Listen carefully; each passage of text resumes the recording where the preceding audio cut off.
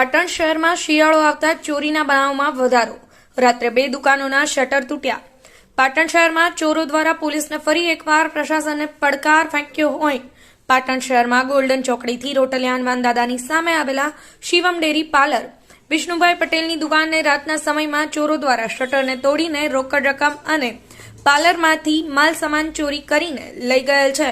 જ્યારે બીજી ઘટના પંચમુખી કોમ્પ્લેક્સમાં રાત્રે 2 વાગે વિક્રમભાઈ પટેલની ઉમાયા ઓટોમોબાઇલ્સની સ્પેર પાર્ટ્સની દુકાનના સીસીટીવી કેમેરામાં થયા કેદ.